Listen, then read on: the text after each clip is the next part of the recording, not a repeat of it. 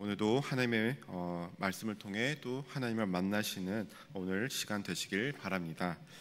오늘 예레미야 이 48장은요, 그 모압에 대해서 다루고 있습니다. 이 모압이라는 나라는 여러분 잘 아시는 롯의 큰딸을 통해서 태어난 후손들이 세운 나라입니다. 이 나라는 위치적으로 세렛 시내와 또 아르논 골짜기 그 사이에 계곡 사이에 있어서 아주 천혜의 환경 사이에서 전략적으로도 굉장히 안전한 곳에 있었습니다. 그래서 외부 세력으로부터 크게 침공을 당한 적도 별로 없었습니다. 그래서 11절 처음에 보니까요, 모압은 젊은 시절부터 평안하고 포로도 되지 아니하였으므로 라고 합니다.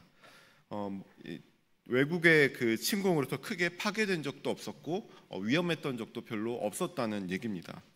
그러니까 이러한 모압의 상태가 어떠했느냐, 이 포도주로 이제 비유를 하고 있는데요.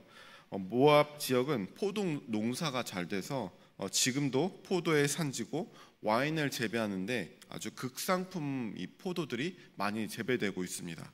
그래서 이제 포도주로 비유를 하는데요. 어떻게 비유하냐면 11절 중반에 보니까요, 술이 그 찢기 위에 있고 이 그릇에서 저 그릇으로 옮기지 않음 같아서 그 맛이 남아있고 냄새가 변하지 아니하였도다, 이렇게 말씀을 합니다.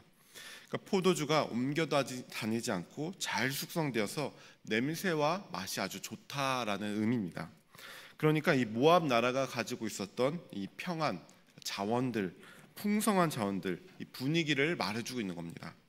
모압은 천혜의 자연 환경을 가졌고 또 포도주로도 상품이 아주 잘 재배되고 있었습니다. 그러니까 모압은 옛날 다윗 때 한번 정복을 당하거든요. 사무엘 8장에 보면요, 다윗이 한번 정복을 하게 되죠. 그러다가 이제 아합이 죽고 나서 모압 왕권이 회복해서 그 다음부터 이제 어떤 민족에게도 침입받지 않고 잘 있다가 나중에 아수르 바벨론이 지나서 그 후에 나바테아 왕국으로 봉신으로 있다가 그 나중에 이제 사라지게 되죠. 그러니까 아주 안정되게 이 나라가 이렇게 쭉 왔었는데 이 나라에 대해서 하나님께서 심판을 하시겠다, 이렇게 말씀을 하는 겁니다. 12절 한번 보시겠습니다. 12절 보니까 그러므로 여호와께서 말씀하시니라, 날이 이르니 내가 술을 옮겨 담는 사람을 보낼 것이라. 그들이 기울여서 그 그릇을 비게 하고 그 병들을 부수리니라고 합니다. 이 병들을 부순다. 그러니까 그동안 이들을 담았던 틀이 깨지는 겁니다. 나라가 이제 흔들리고 깨지는 거죠. 그러면 왜 이렇게 되었느냐? 13절에 이어서 보시면요, 이스라엘 집이 베델을 의뢰함으로 수치를 당한 것 같이 모압이 그모스로 말미암아 수치를 당하리로다, 이렇게 말씀을 합니다. 그러니까 이스라엘 집이 베델을 의뢰함으로 수치를 당한 것 같이, 이게 무슨 말이냐면요, 그 열왕기사 12장 28절 29절에 보면요, 이런 말씀이 납니다. 두 송아지 사건이 나오는데요. 두 송아지를 만들고 무리에게 말하기를 너희가 다시는 예루살렘에 올라갈 것이 없도다. 이스라엘아, 이는 너희를 애굽 땅에서 인도해 올린 너희의 신들이라 하고 하나는 베델에 두고 하나는 단에 둔지라, 이런 말씀이 있습니다.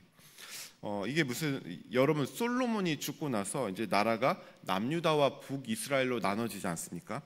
갈라지게 되는데, 그때 갈라질 때 북이스라엘을 다스린 왕이, 초대 왕이 여로보암이라는 그 지도자였습니다.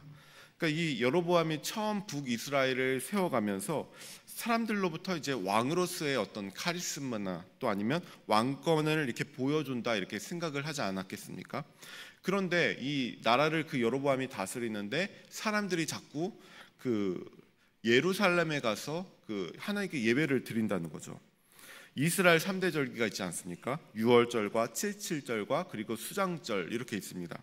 그러니까 사람들이 하나님께 감사하기 위해서 유월절만큼은 이스라엘 그 예루살렘 성전에 가서 다 예배를 드리고 모이고 그렇게 대속죄례도 가고 그러는 거예요.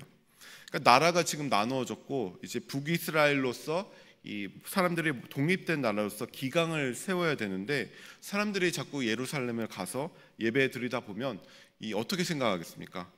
하나님 안에서 예배를 드리다 보면은 원래 우리는 이렇게 분립됐지만 우리는 하나님 안에서 하나다, 이런 생각도 할 수도 있고, 또 여로보암 자신의 왕권이 약해질 수도 있습니다. 그래서 여로보암이 어떻게 했느냐 하면요, 금송아지를 두 곳에 두는 거예요. 예루살렘까지 너희가 갈 필요가 없다. 하나는 베델에, 그리고 다른 북쪽에 이 금송아지 단을 만드는 거예요. 그래서 예루살렘까지 멀고 그 힘든 여행길이 가는데 거기까지 힘들이 굳이 가지 말고 가까운 이곳에서 금송아지를 예배하라. 이렇게 해서 금송아지를 그 두 곳에 둔 거예요. 그래서 이스라엘을 우상 숭배하게 만들고 하나님을 떠나게 만든 겁니다. 그러니까 이스라엘 백성이 베델을 의뢰함으로 수치를 당했다. 바로 이 우상 사건을 얘기하는 겁니다. 그러니까 이로 인해서 이스라엘은 심판을 당하게 되는 거죠. 그러니까 마찬가지로 모압도 그못으로 인하여 수치를 당한다. 이스라엘이 이렇게 우상 숭배해서 하나님을 버렸던 것처럼 모압도 그못으로 인하여 수치를 당한다. 그모스 이 몰렉을 섬긴 겁니다. 여기서는 인신잔사를 드리기까지 하는 아주 하나님 보시기에 좋지 않은 아주 가증한 이방 종교였습니다. 이것을 보면서 여러분, 우리의 마음을 하나님이 섬기는데 우리가 쏟지 않고 평안이 주는 달콤함에 머물러 있어서는 안 된다는 것을 우리가 볼 수 있습니다. 평안이 주는 전쟁도 없고 평안이 주는 안정감도 있지만 그런 겉으로 보여지는 평안함 때문에 우리의 신앙이 다른 우상을 섬기게 되는 나태해질 수가 있게 되는 위험이 될 수 있다는 것입니다.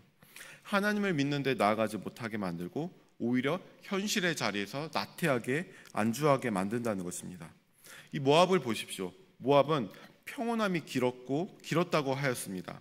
그들은 힘은 없었습니다. 그런데 비교적 평온함을 오랫동안 누릴 수 있었습니다. 그런데 그게 오히려 독이 되어서 그들을 교만하게 만들었던 것으로 보여집니다. 이어서 14절 15절을 보시니까요.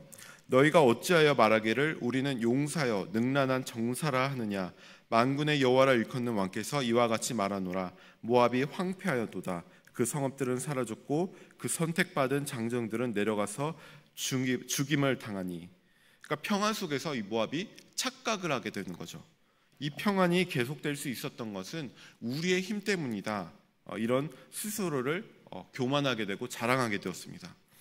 여러분, 우리 삶 속에서 하나님을 잊어버리면 우리는 이렇게 교만할 수밖에 없습니다. 그래서 우리가 평안할 때 이 평안함이 또 우리가 누리는 것들이 어디서 주어졌는지 우리는 자주 바라봐야 되는 것입니다. 시편 기자는 121편에서 이렇게 고백합니다. 내가 산을 향하여 눈을 들리라. 나의 도움이 어디서 올꼬. 나의 도움이 천지를 지으신 여호와께서로다. 이렇게 고백을 합니다. 산을 향해서 평안을 주시는 이를, 도움을 주시는 이를 향해서 우리가 자주 눈을 돌려야 되는 것입니다. 우리는 그것을 예배라고 합니다. 내 삶 가운데서 하나님을 바라보고 우리를 하나님께 감사하고 하나님을 인정하는 것을 바로 하나님께 예배라고 드린다고 합니다. 근데 그것을 하지 않고 우리가 하나님을 잊어버리고 예배를 잊어버리고 나를 바라보게 된다는 거죠. 내가 주인이 되어버리고 스스로 교만하게 됩니다. 그러니까 모압은 스스로 교만했고 하나님을 찾지 않았고 16절에 보니까 모압의 재난이 가까웠고 그 고난이 속히 닥치리로다. 예레미야 16절에 나오게 됩니다. 모압은 오랫동안 평안했지만 재난이 가까워지고 곧 바벨론에 의해서 무너지게 되고 맙니다. 그리고 이후에는 완전히 망해서 나라 자체가 사라져버리게 됩니다. 그런데 지금 이 평안하기 때문에 그것을 모르고 있는 거예요. 이 땅에서 평안은 결코 영원히 지속되지 않습니다. 언제든지 변하는 것입니다. 그렇기 때문에 우리가 이 땅에서 편리와 행복에 너무 매이지 말아야 됩니다. 평안할 때도 우리가 평안하지 않을 때도 우리는 대비해야 하는 것이고 하나님을 예배하고 인정해야 합니다. 여러분, 우리는 지금 무엇에 안주하고 무엇에 만족하고 있습니까? 하나님을 예배한다는 사실에 우리가 기뻐하고 있습니까? 혹은 세상이 주는 환경과 그 여건에 안주하고 만족해 있지 않습니까?